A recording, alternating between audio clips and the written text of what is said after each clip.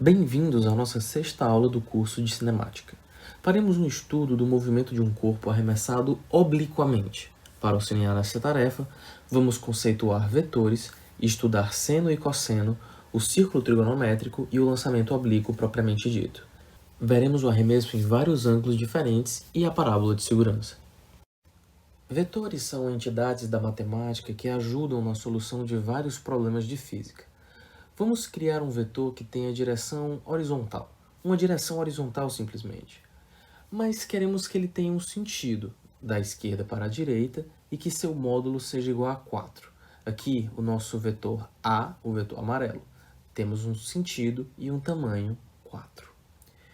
Vamos criar outro vetor que tenha direção vertical e que seu sentido seja de baixo para cima, e módulo igual a 3. Pronto, aqui está ele. E vamos chamá-lo de vetor B, o vetor azul.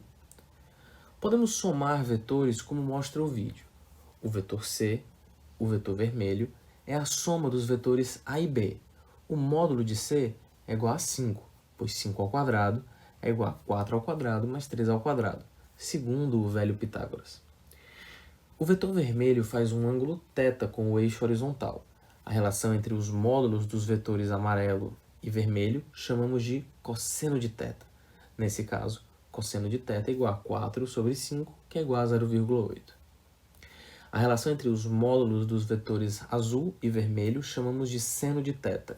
Neste caso, o seno de θ é igual a 3 sobre 5, que é igual a 0,6.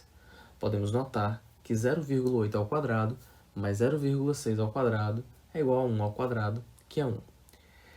Se um vetor representa a velocidade de 80 metros por segundo de um corpo arremessado obliquamente, podemos decompor esta velocidade em um vetor horizontal e outro vertical. A velocidade horizontal será proporcional ao cosseno de θ, isto é, igual a 80 vezes 0,8, que é igual a 60 metros por segundo, sempre proporcional. A velocidade vertical será proporcional ao seno de θ, isto é, igual a 80 vezes 0,6, que é igual a 48 metros por segundo, sempre proporcional. Nos problemas, os valores de seno e do cosseno são fornecidos, não precisamos decorá-los. Revisando, um vetor tem sempre uma direção, um sentido e um módulo. O chamado círculo trigonométrico tem raio igual a 1, e os ângulos são medidos no sentido anti-horário. Com ele, vamos definir o cosseno e o seno de um ângulo. No eixo horizontal, representamos o cosseno do ângulo, e no vertical, o seu seno. O cosseno e o seno são números pequenos, menores do que 1. Representam, na verdade, uma fração, um percentual. Sendo a hipotenusa igual a 1, podemos chegar à conclusão de que seno ao quadrado mais cosseno ao quadrado é igual a 1. Sempre. Quase todos os problemas utilizam os mesmos ângulos, 30, 45 e 60 graus. Para θ igual a 30, sabe-se que o seno é igual a 1 meio, portanto, seu cosseno precisa ser raiz de 3 sobre 2, pois a soma dos quadrados destes números é igual a 1. Você pode fazer a conta aí para confirmar o resultado.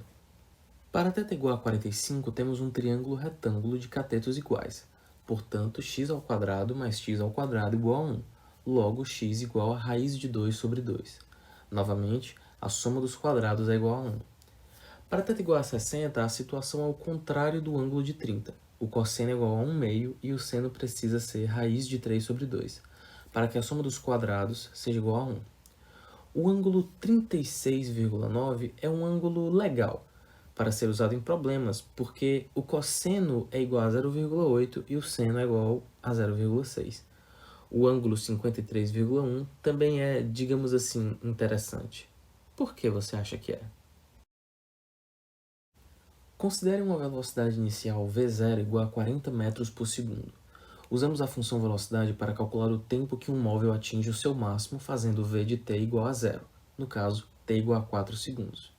E usamos a função espaço para calcular a altura atingida, neste caso, s de 4 igual a 40t menos 5t ao quadrado, que será 80 metros. Se um móvel for deixado cair livremente, gastará os mesmos 4 segundos para atingir o solo. Se vários móveis forem arremessados horizontalmente, estarão os mesmos 4 segundos no ar. O tempo que eles vão gastar para atingir o solo, independente da velocidade horizontal do arremesso. Se a velocidade horizontal for de 10 metros por segundo, o móvel vai atingir a posição 4 vezes 10, que é igual a 40 metros. Se for a 20 metros por segundo, irá até a posição 4 vezes 20, que é igual a 80 metros. E se for a 40 metros por segundo, chegará até a posição 4 vezes 40, que é igual a 160 metros. Um corpo arremessado obliquamente descreve uma trajetória parabólica. Essa trajetória depende da velocidade inicial v0, do ângulo θ de lançamento e da aceleração da gravidade. O método de solução dos problemas do movimento oblíquo consiste em decompor o movimento real em dois movimentos imaginários, um horizontal e outro vertical. Se a velocidade inicial v0 for de 50 metros por segundo e o cosseno de θ for 0,6, a componente horizontal será 50 vezes 0,6, que é igual a 30 metros por segundo, e a componente vertical será de 50 vezes 0,8, que é igual a 40 metros por segundo. Portanto, na horizontal, a função velocidade será Vx igual a 30 metros por segundo, constante, e a função espaço será, portanto, Sx igual a 30t, função do movimento uniforme. Já na vertical, como o seno de θ é igual a 0,8, a velocidade inicial será 50 vezes 0,8 igual a 40 metros por segundo, e o movimento será de um arremesso vertical. Suas funções serão v igual a 40 menos 10t e s igual a 40t menos 5t2. Equação de um movimento uniformemente variado. O tempo é a variável comum e une os dois movimentos. O tempo de subida de 4 segundos é obtido pela função velocidade Vy igual a 40 menos 10t. A altura máxima de 80 metros da trajetória é calculada usando a função espaço Sy igual a 40t menos 5t2, para t igual a 4, Sy igual a 160 menos 80, que é igual a 80 metros. Já que o tempo de subida e de descida juntos dão igual a 8 segundos, afinal cada um deles é 4, e sendo a velocidade horizontal de 30 metros por segundo constante, o percurso será de 8 vezes 30, que é igual a 240 metros. Este é o alcance do arremesso. É claro que em uma situação real, como um chute de futebol, muitos fatores iam interferir na trajetória da bola. O vento, a densidade do ar, a bola não ser uma bola perfeita, ela poder se deformar. Mas, supondo uma situação ideal, qual seria o ângulo de lançamento que permitiria um corpo ir o mais longe possível? Para uma mesma velocidade inicial, hein? Bom, isso é o que veremos a seguir.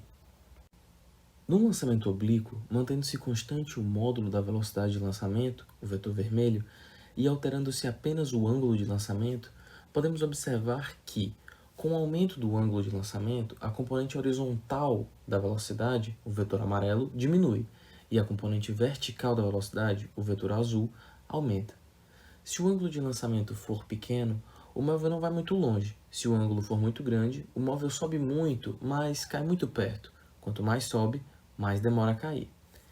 A maior distância é atingida quando o ângulo é de 45 graus. Para este ângulo, as componentes vertical e horizontal são iguais no momento do lançamento. Sempre que os ângulos forem complementares, ou seja, quando somarem 90, a distância percorrida horizontalmente será igual, mas os tempos de percurso serão diferentes. Verifique.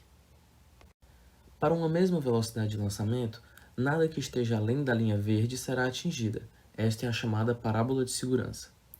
Variando-se a velocidade de lançamento, mas mantendo-se constante a componente vertical, os móveis descreverão trajetórias de mesma altura e mesma duração.